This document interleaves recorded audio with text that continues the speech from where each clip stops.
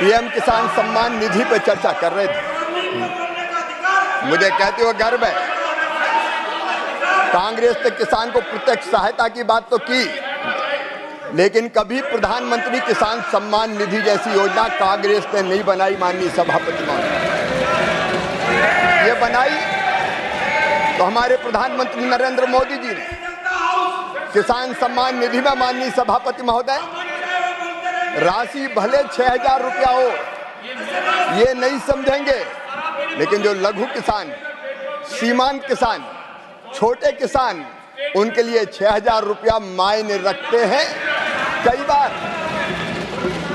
कई बार माननीय सभापति महोदय किसान को आदान के लिए, छोटी छोटी जरूरतें पूरी करने के लिए छोटी राशि की जरूरत पड़ती थी, और जब पैसा नहीं होता था तो उसको ऊंची ब्याज की दरों पर लेना पड़ता था।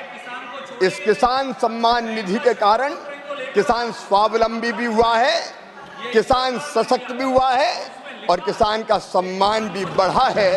ये किसान का सम्मान देख नहीं सकते माननीय सभापति महोदय।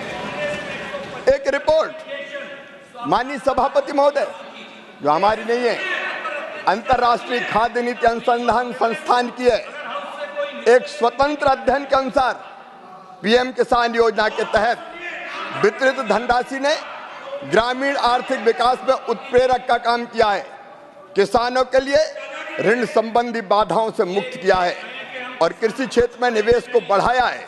इस योजना ने किसान की जोखिम लेने की क्षमता को भी बढ़ाया है, जिससे वे कृषि क्षेत्र में संभावित रूप से अधिक उत्पादक निवेश करने में सक्षम हुए हैं। माननीय सभापति महोदय, माननीय किसान महोदय, माननीय सभापति महोदय, मैंने कहा था मुझे छेड़ो मत, अगर छेड़ोगे तो छोड़ूंगा नहीं। ये किसान गोलियों की बात कर रही है। माननीय सभापति महोदय, इस कांग्रेस की सरकार में, इस कांग्रेस की सरकार जब इनकी थी, अलग अलग राज्यों में गोली चलने की बात करते हैं। इनके साथ ये दिग्विजय सिंह जी बैठे, खून से हाथ इनके सने 24 किसानों को मारा। माननीय सभापति महोदय, मैं केवल विषय को बोलना चाहता था। आप क्यों खड़े? अब इन्हें छेड़ा है, अब इन्हें छेड़ा, ये सुन लें मंत्री जी को। 1986 में जब कांग्रेस की सरकार बिहार में थी, 23 किसानों की मौत गोलीबारी से हुई थी इनकी सरकार। 1988 में दिल्ली में श्रीमती इंदिरा गांधी जी के पुण्यतिथि पर किसानों पर गोली चलाई गई। माननीय सभापति महोदय, उसमें 2 किसान मारे गए। 1988 में मेरठ में इन किसानों पर फायरिंग की, 5 किसान मारे गए। 23 अगस्त 1995, सुन के जाओ, दम है तो सुन के जाओ मंत्री जी, सुन के जाओ। 23 अगस्त 1995 हरियाणा में गोली चलाई, 6 किसान मारे गए। 12 जनवरी 1998 मुल्ताई में किसानों पर गोली चली, कांग्रेस की सरकार थी, 24 किसान मारे गए। नंदीग्राम आंध्र प्रदेश में 2010 में 2 किसान मारे गए। 8 मई माननीय मंत्री जी, माननीय सभापति जी, मैंने कहा था मैं शालीनता से बात करना चाहता हूँ। एक सेकंड बैठिए, स्थान ग्रहण कीजिए। लेकिन ये छेड़ेंगे तो मैं छोड़ूंगा नहीं। माननीय मंत्री जी, स्थान ग्रहण कीजिए, स्थान ग्रहण कीजिए। माननीय सदस्यगण, ये दुर्भाग्यपूर्ण भी है और दर्दनाक भी है। किसान वर्ग देश का सबसे महत्वपूर्ण वर्ग है। उस वर्ग के बारे में जब चर्चा हो रही है तो हर सदस्य का ये मौलिक कर्तव्य है कि वो चर्चा में गंभीरता से भाग ले। मैंने इस विषय पर चर्चा को जिसने जितना समय मांगा उतना दिया, और मुझे उम्मीद थी कि सरकार का पक्ष सुनकर यदि कोई बात निकलेगी तो कानून के तहत मुद्दा उठाया जाएगा। जो व्यवधान पैदा किया गया है वो नियमों के विपरीत है। जो व्यवधान पैदा किया गया है मेरे निर्देश के बाद, वो शासन की अवहेलना है। ये अत्यंत गंभीर है। माननीय सदस्य रणदीप सुरजेवाला जी ने, जिन्होंने चर्चा की शुरुआत की थी, आज मुझे दुखी मन से कहना पड़ रहा है, किसान के हित को तिलांजलि देते हुए,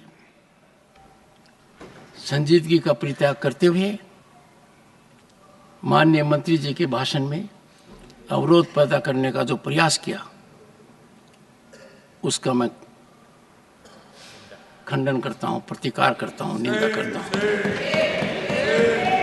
दूसरा, मैं सदन के सभी सदस्यों से आग्रह भी करूंगा, जब एक कोने से कोई व्यवधान पैदा होता है तो बिना मेरी तरफ देखे हुए, बिना आसन की व्यवस्था का इंतजार किए हुए दूसरे कोने से व्यवधान हो जाता है।